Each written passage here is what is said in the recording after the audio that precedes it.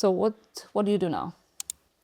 What I do now? That's actually a very interesting question because after Formbox exhibition, I've been kind of it was such a big thing for me. It was the biggest exhibition. There was a lot of work in it. Yeah, it was the biggest exhibition so far in my career, and I had like such a I set for myself these quite big stakes for myself for that exhibition. So after that, I sort of left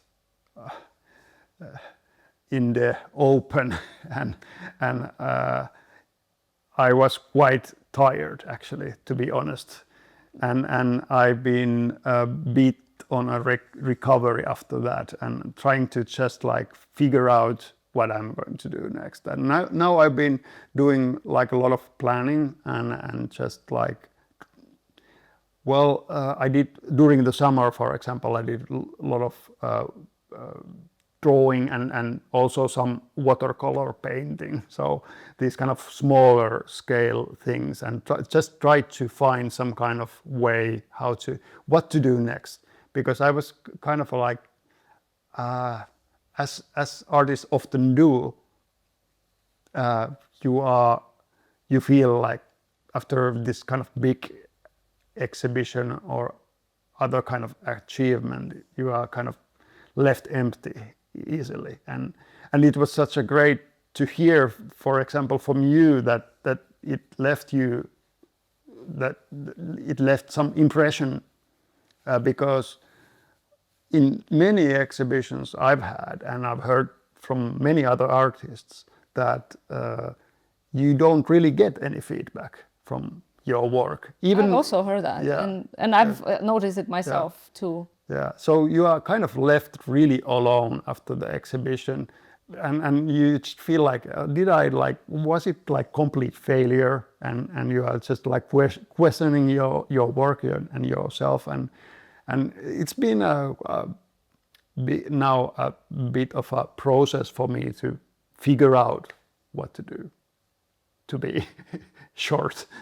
Yeah, I wonder how this could be improved a bit. The kind of the feedback thing. I guess it's maybe partly cultural here, that people are a bit more reserved when they express their opinion in some situation. Maybe that's why they don't want to say something that might offend another person or something. Maybe that's the thing. Even if they liked the event. Yeah. But I mean, I don't know. It might be a little bit cultural, and people are quite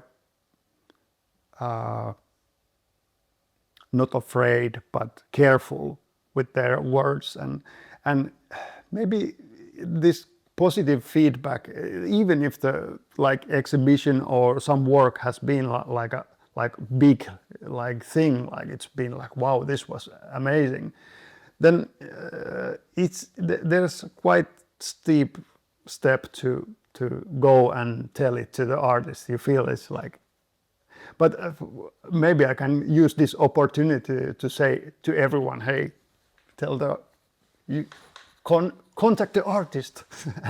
absolutely, yes. and just send a message. You made a very great work. Even if you don't have to have any connection. It's always great to hear if something left you some kind of impression. It's like, because you don't get that too much. And in exhibition context, of course, if you have like an opening for the exhibition and there are people like, yeah, it was a great exhibition, then it's like this, you feel like, well, that's something that people say. You're always like a little bit like suspicious. Maybe it's just me, but I mean, it's kind of custom that, of course, you go yeah. there, congratulate the person because they've done a lot of work to do that and all.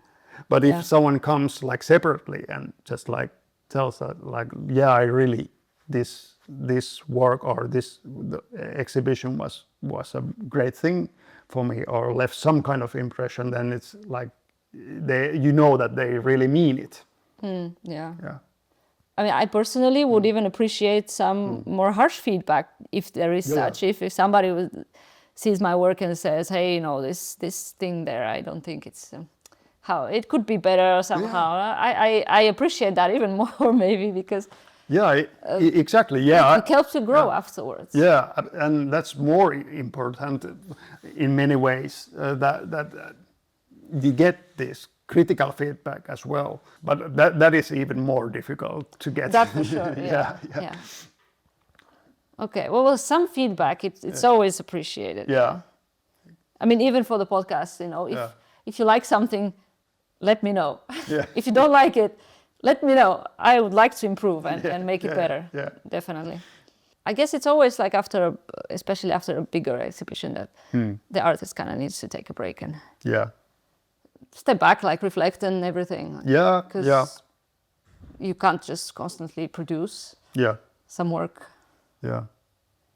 And I've been producing quite a lot during the last couple of years. So when I was telling some people like, I've had a little bit of a fatigue lately, and I don't know, like how I try to figure things out, and now a little bit recovering from the exhibition, then that like almost everyone is like, yeah, but you have done so much, like you have done so much, but it's like, well, still, it's not like, I think the hardest thing for me is that when I'm kind of unable to do art. I have all these tools and materials, but it's like really hard for me to do. I have this kind of like blockage with like how to continue, and I need to find some kind of spark from somewhere, because I've been on